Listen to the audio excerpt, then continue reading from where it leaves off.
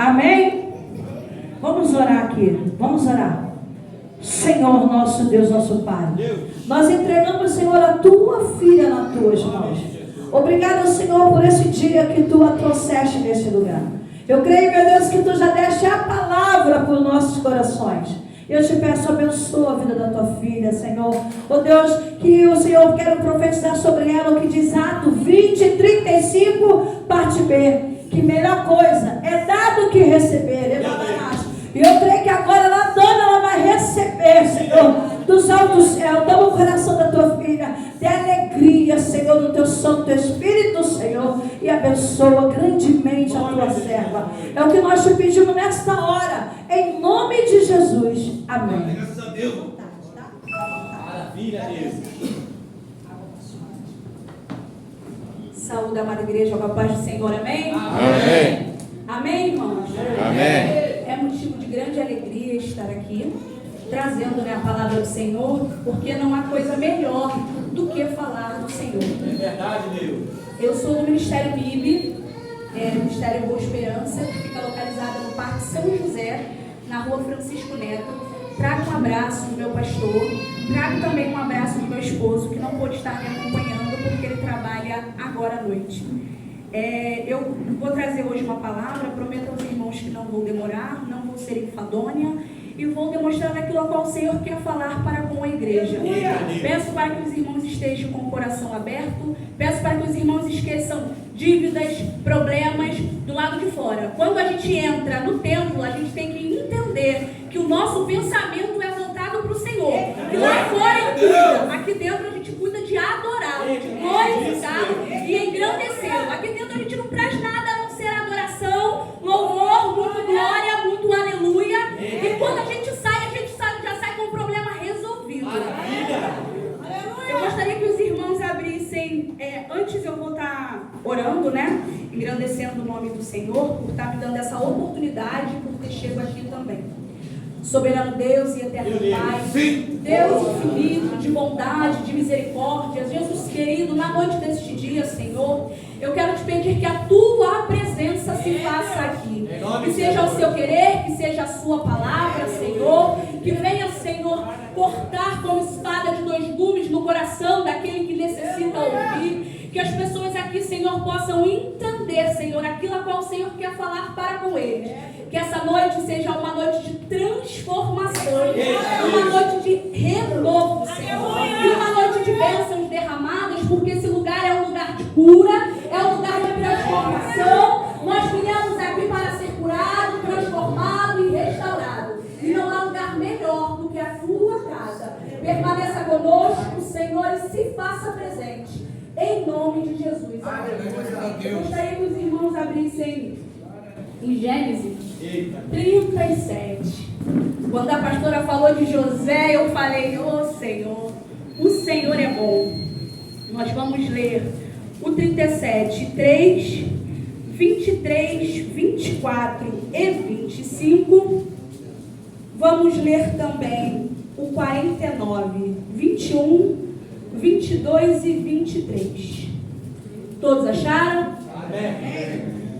37:3 diz assim: E Israel amava a José mais que todos os seus filhos, porque era o filho de sua velhice, e fez-lhe uma túnica de várias cores. 37:23 E aconteceu que, chegando José a seus irmãos, tiraram de José a sua túnica, a túnica de várias cores que trazia, e tomando, lançaram na cova. Porém a cova estava vazia, não havia água nela. Depois assentaram-se para comer pão, e levantaram os seus olhos e viram uma companhia de ismaelita, que vinha de Gileade, e seus camelos traziam especiarias, bálsamo e mirra para levar-os ao Egito. Agora, Gênesis 49, 22 e o 23. José é um ramo frutífero junto à fonte. Seus ramos correm sobre o muro.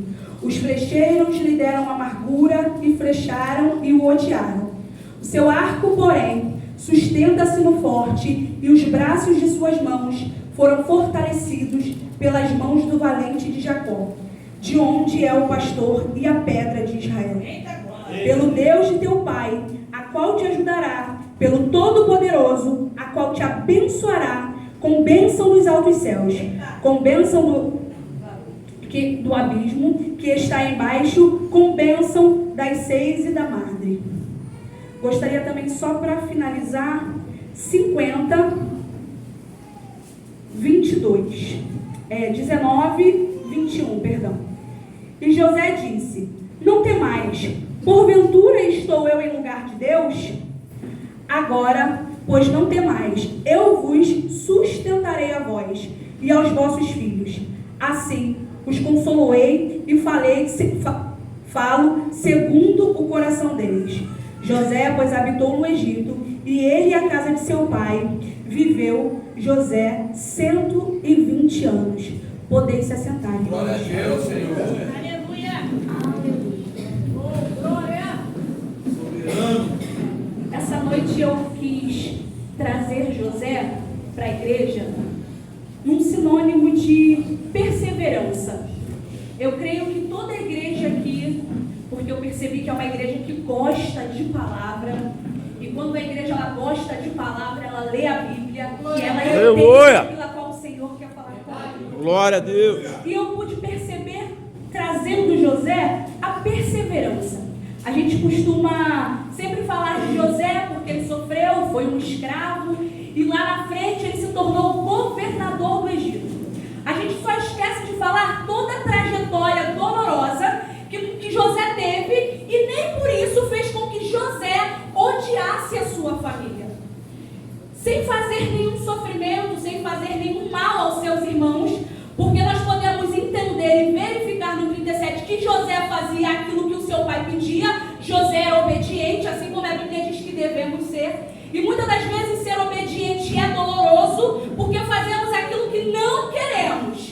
Muitas das vezes nós achamos que temos que fazer somente o que nós queremos. Senhor, eu vou fazer desse jeito que está certo. Mas o Senhor que contempla o nosso coração, Ele vê lá na frente o que vai acontecer. Aleluia! Lá na frente o Senhor já sabia que José passaria por toda essa batalha. Lá na frente o Senhor já sabia que o coração dos seus irmãos intentava a morte. Só que o Senhor, Ele tinha algo melhor. Enquanto uns planejam para você a morte, o Senhor planeja para você um palácio. Enquanto uns planejam para você a destruição, o Senhor planeja te colocar lá nos altos céus e dizer: não é para a gente não, é para a glória do Senhor. Você foi glorificado pelo nome do Senhor. A gente costuma ver muitos pregadores falando em José. Chegou no Egito e foi governador. E aonde ficou o Senhor? Em todo o percurso da história de José, nós conseguimos ver os relatos de que José foi obediente a Deus. Com todo o sofrimento, com toda a batalha, José foi obediente ao Senhor. Muitas das vezes, irmãos, nós colocamos a nossa obediência porque faltou 1 quilo de arroz, porque faltou 1 quilo de feijão. José foi jogado na cova, José foi jogado, não havia água. Mas se houvesse, José teria morrido. E os seus irmãos não se importaram de saber se ele estaria morto ou não por uma túnica. Por muito menos a gente sai da presença do Senhor. Por muito menos a gente se desvia. Por muito menos a gente se blasfema contra Deus. Agora imagina, José só tinha 16 anos. Ele tinha 16 anos, mas ele tinha uma intimidade que muitas das vezes quem tem 50 anos de evangelho não tem. Porque ele sabia que o processo que ele estava passando, o Senhor era com ele. E ele não desistiu. Aleluia! Irmãos, às vezes nós somos feridos pelos nossos parentes, somos feridos por um amigo, pela mãe. Nós morremos com mágoas. Eu sou enfermeira. E eu aprendi, em mais de 10 anos da enfermagem, câncer é mágoa maltratada. Muitas das vezes você coloca o seu coração em algo que foi tão pequeno e que você não deveria colocar. E você adoece, morre, não conseguiu liberar perdão. Será que se José tivesse odiado os seus... Porque quando a gente lê toda a trajetória de José, ali Deus fala para ele que vai tornar onde ele não conhece. Ele é um menino de 16 anos assustado, porque está vendo seus irmãos querem matá-lo. Ele não entende. Ué, como assim? O que eu fiz de errado? Eu obedeço o meu pai, que me pede para que eu vá vigiar os meus irmãos. Eu estou sendo obediente e vou ser morto. Como é que pode? Mas José tinha tanta intimidade com Deus, que ele sabia da certeza de que ali era um propósito. Desde o seu nascimento. Ele sabia que ele chegaria onde ele chegou e que ele salvaria a família dele. Ele não ficou com raiva, ele não ficou entristecido. Em primeiro momento ele até se negou, mas logo em seguida o Senhor que o abençoou o fez lembrar de tudo que ele havia passado. Era somente um processo para que ele pudesse ser. E o mais interessante disso tudo é, naquela época não existia governador. O Senhor intitulou um cargo para que José fosse governador. O Deus que nós servimos é esse, irmãos. Não tem uma vaga de emprego no teu serviço, que é o teu setor. Ele vai abrir a porta. Está tudo ocupado, não tem vaga aqui, não tem vaga ali. Ele dá um jeito, ele abre. Não existe esse cargo, ele faz existir. Nós precisamos ser obedientes, nós precisamos perseverar. Nós vivemos num mundo tão caótico, um mundo que nos faz, hoje em dia o que a gente mais vê são doenças mentais. A gente vê a ansiedade, a crise de ansiedade que abala toda uma sociedade. A gente vê famílias que estão sendo destruídas por muito menos. E vendo isso eu consigo entender que é a falta de perseverança no Senhor.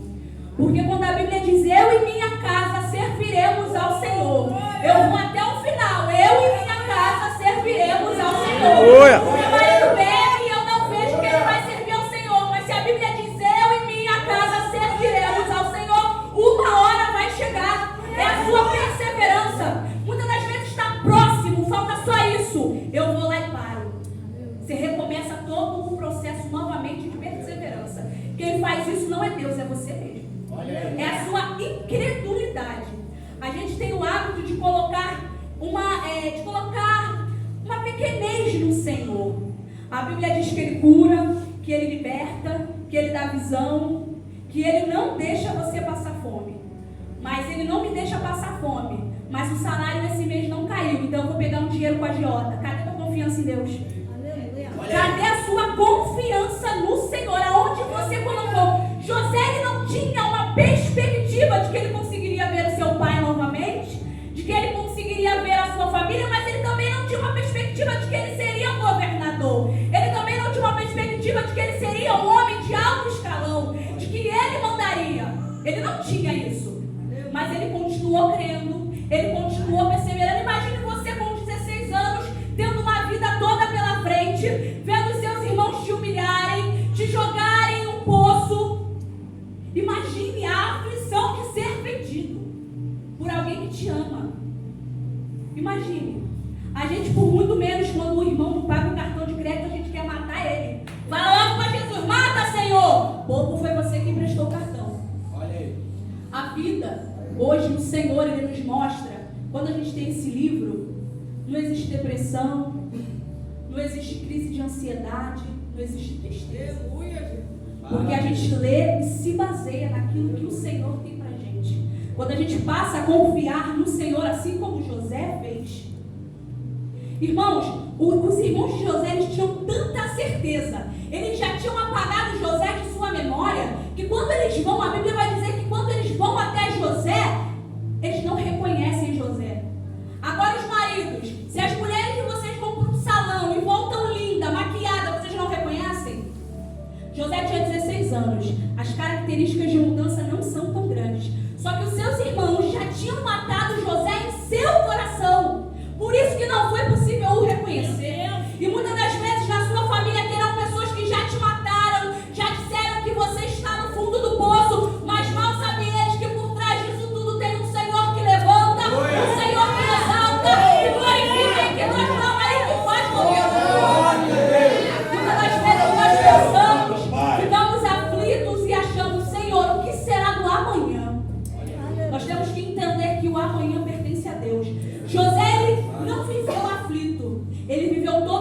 dias aproveitando as oportunidades que Deus tinha para ele. Foi preso, houve um sonho, ele foi lá e falou: agora é uma oportunidade que eu tenho. E disse ao padeiro: lembre-te de mim. O padeiro não lembrou, mas ele continuou fazendo o papel dele. Ele continuou perseverando, ele continuou orando, ele não murmurou, porque a Bíblia diz que José perseverou diante de Deus. A gente, por muito menos, tem um hábito. É porque nós... mas e aí, Fernanda? Nós somos carne. José era o quê, irmãos?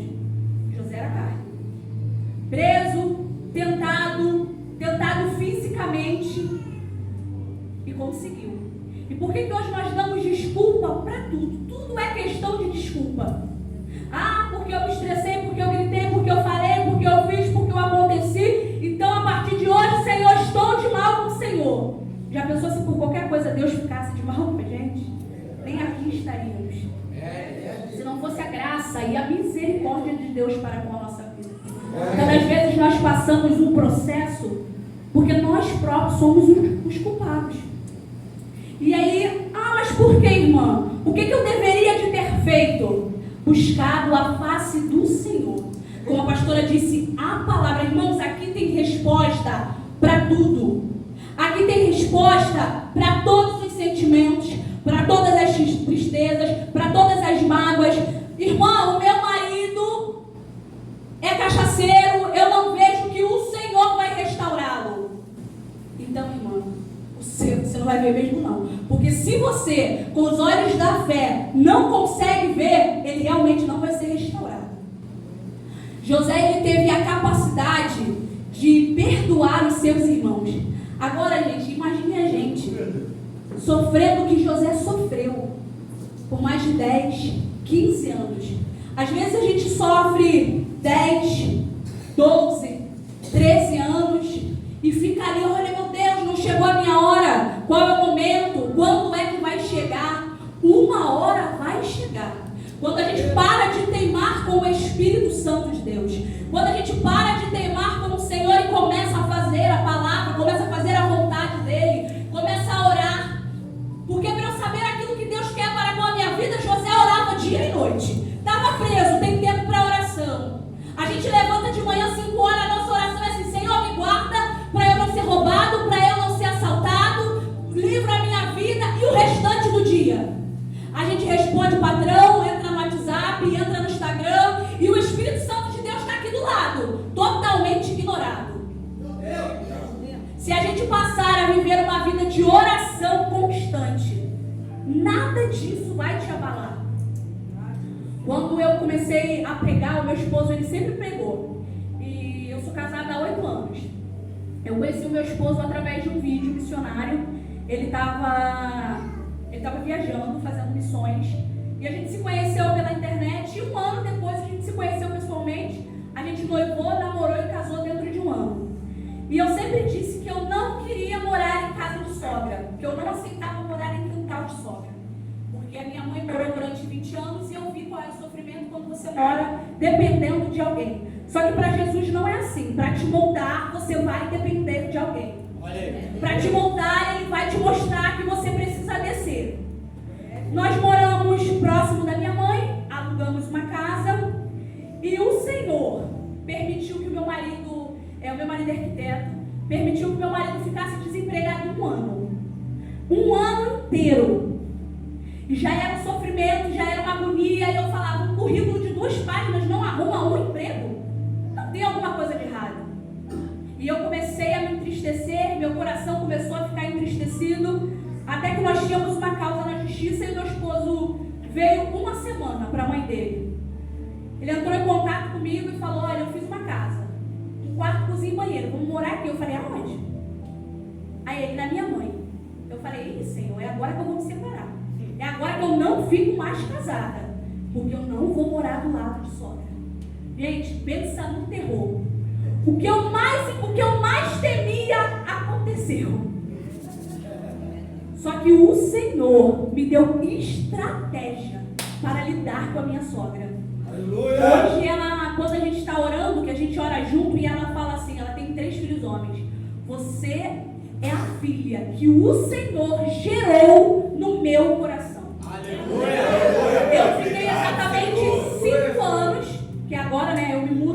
uma semana. 5 anos morando no mesmo quintal que a minha sogra. E morando ali, eu comecei a fazer a obra de Deus. Eu comecei a ver o quanto Deus era simples, o quanto Deus era lindo, o quanto Deus era maravilhoso. No Parque São José é um lugar de comunidade. Irmãos, eu fui assaltada 3 vezes. 3 vezes levaram meu carro, celular, carteira. E as 3 vezes que eu precisei entrar dentro do tráfico, me devolveram tudo. Maravilha. Eu não fui com identificação, eu não fui com nada. Eu só falei assim: Senhor, antes de comprar o meu carro, eu orei e falei: Senhor, se for da tua vontade, mas eu só aceito se o Senhor me garantir que ele vai chegar, que ele vai voltar e que ele vai permanecer. E indo até lá, o meu esposo, na 3ª vez, ele tinha uma cirurgia, fez uma cirurgia no joelho. E aí ele falou pra mim assim: filha, você vai lá sozinha? Eu falei: eu vou sozinha não, eu vou com Jesus. Quando eu cheguei na entrada, o rapaz falou assim pra mim: tia, a senhora é missionária lá da Francisco Neto? Só um momento que eu tô pegando a chave do seu carro. Passei, subi, meu esposo ficou assim porque não demorou 20 minutos, irmãos. Meu esposo: o que foi? Eu falei: o Deus que nos deu o carro trouxe de volta, tá lá na garagem. Esse é o Deus que nós servimos. Esse é o Deus de perseverança. E quando foi no ano passado, há mais ou menos 4 anos atrás, uma amiga minha me fez uma proposta de comprar um apartamento. E é muito lindo quando a Bíblia diz assim: aonde tu pisares a planta dos teus pés, ali será abençoado. Eu pisei naquele apartamento tomando posse, é meu. Passaram-se 4 anos e eu não tinha R$1 para comprar. 180 mil nunca esteve nas minhas expectativas, muito menos 1.000. E ela estudava há mais de 10 anos para passar por uma prova da Polícia Civil. Ela passou e foi para São Paulo. Irmãos, ela deixou o apartamento para alugar. O apartamento fica localizado num resort em Campo Grande, é muito bom. Ela deixou o apartamento para alugar durante 3 anos. Ninguém nunca alugou. Todos os apartamentos dos condomínios eram alugados, menos o dela. E quando foi no ano passado, eu tive um paciente que, pela misericórdia do Senhor, Deus, ele usa, gente, quem ele quer. Ele usa o macumbeiro, ele usa o judeu, ele usa o ateu. Quando chega o momento, ele vai usar quem ele quiser para te abençoar. E naquela hora, esse meu paciente, ele era judeu, então ele não acreditava em Jesus, só em Deus. E ele estava no hospital, foi fazer uma cirurgia simples, nada demais. E ele falou assim: Fernanda, eu senti um temor dentro de mim. E eu falei para ele assim: então vamos orar? O que você acha da gente orar? E no final da oração eu falei: em nome do Pai, do Filho e do Espírito Santo de Deus. E ele completou com um amém. Ali eu tive a certeza em quem ele cria. Ele veio a falecer. Os filhos dele passaram-se 2 semanas, não me mandaram embora. Passou-se um mês, não tinha nada para fazer, não me mandaram embora. E o pagamento caía na minha conta. E eu falei: tem alguma coisa errada. Até que os filhos falaram: escolhe algo que a gente vai te abençoar. É nessa hora que a gente não coloca Deus como pequeno. Eu falei: esse homem pode me abençoar com o que, Senhor? Com a minha casa. O não, a gente quando é pobre, a gente sempre tem um não.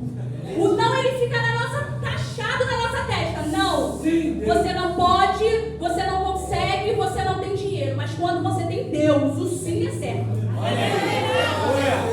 E eu falei assim: vou falar com ele. Quem sabe? Aí meu esposo falou: você é doida?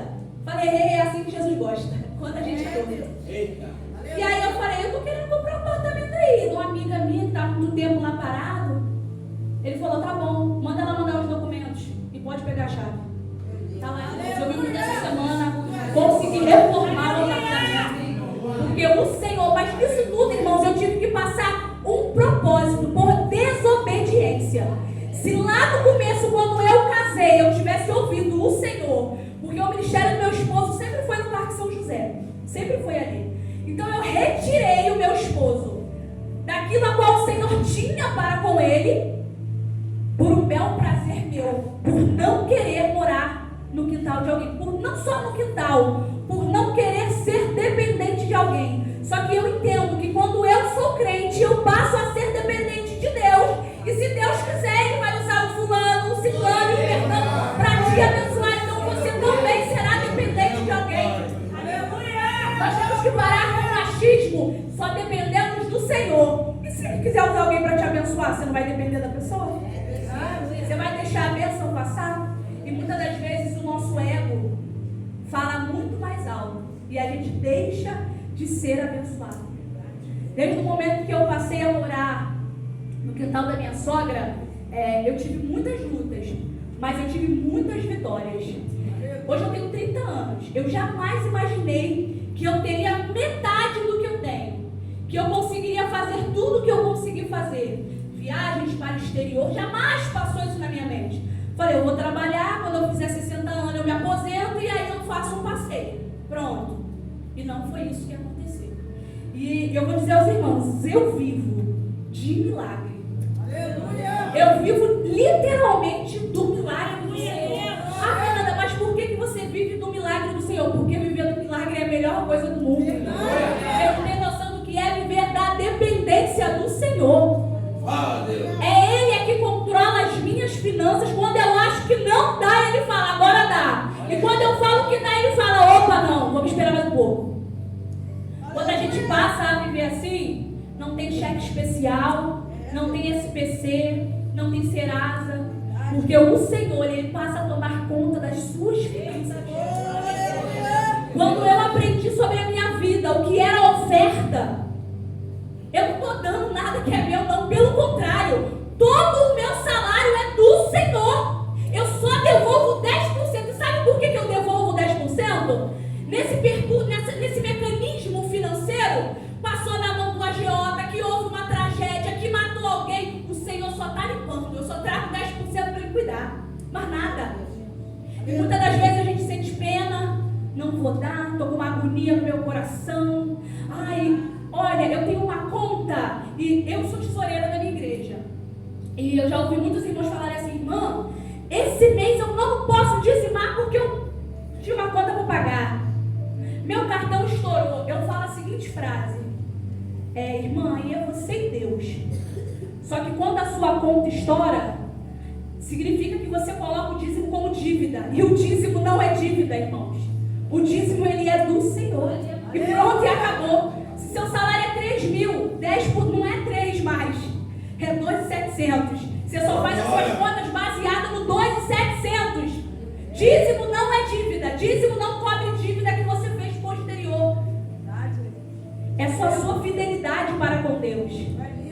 E é em pequenos detalhes que você vê a fidelidade. Se eu não consigo ser fiel com 10%, será que eu vou conseguir ser fiel como José foi? Aguentar ser traído pelos irmãos, aguentar perseguição, até a hora que Deus olhar para mim e ter misericórdia? Não.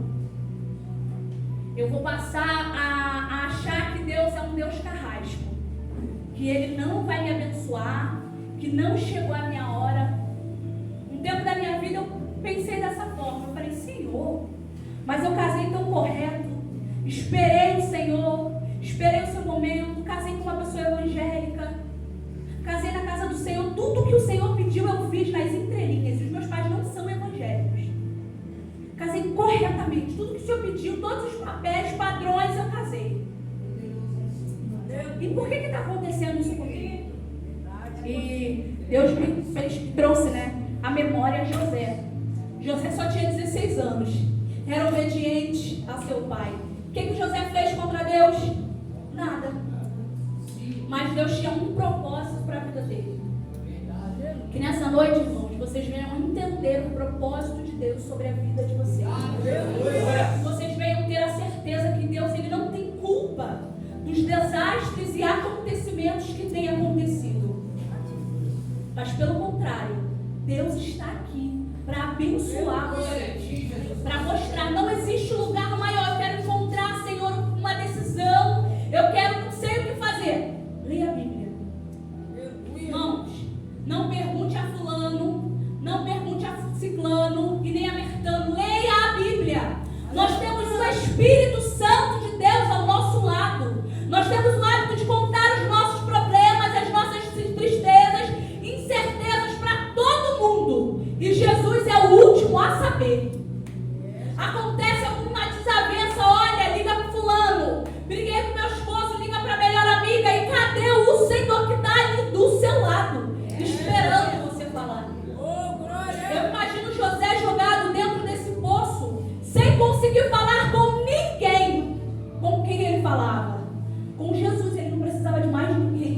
Ele só precisava do Espírito Santo de Deus. Está ao nosso lado 24 horas, sem exceção, sem tirar e nem pôr. Que essa noite, irmãos, vocês venham ficar com essa palavra. Que vocês venham lembrar sempre de José, não só como governador do Egito, porque a gente tende a esquecer toda a trajetória que foi passada. A gente tende a pegar somente o governador. E cadê lá atrás o escravo? Cadê lá atrás o que foi preso? A gente esquece, apaga esse momento e coloca só quando Deus nos levanta.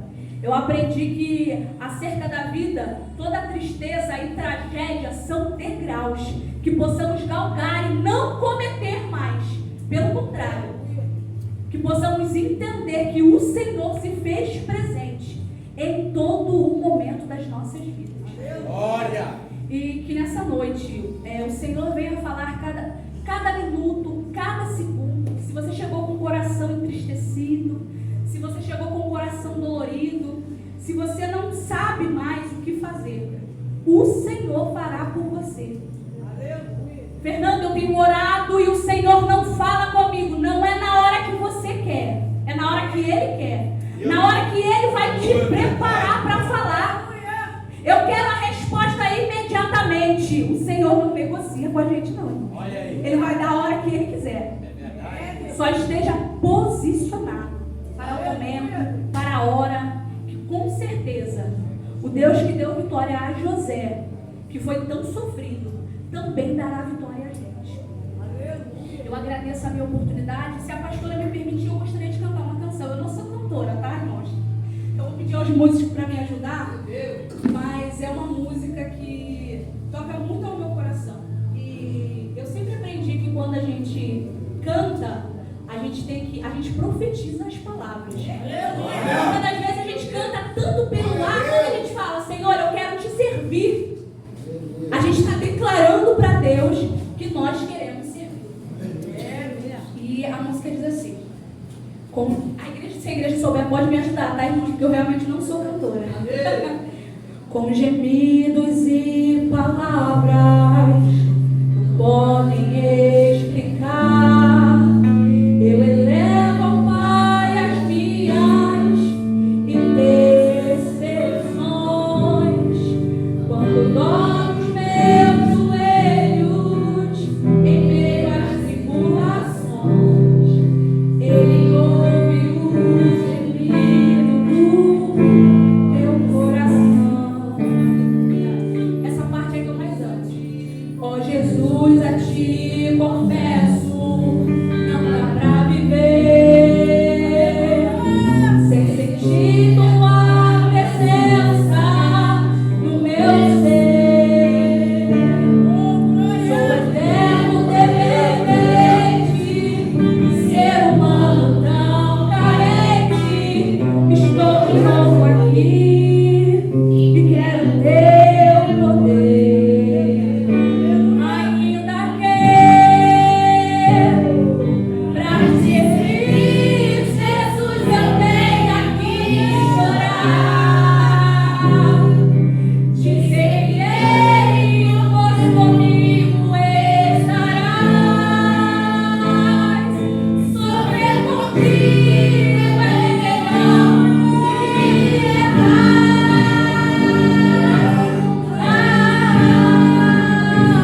que perdoa-me, porque às vezes não consigo nem falar. Mas meus olhos vêm olhar como um sinal que Tu estás nesse lugar.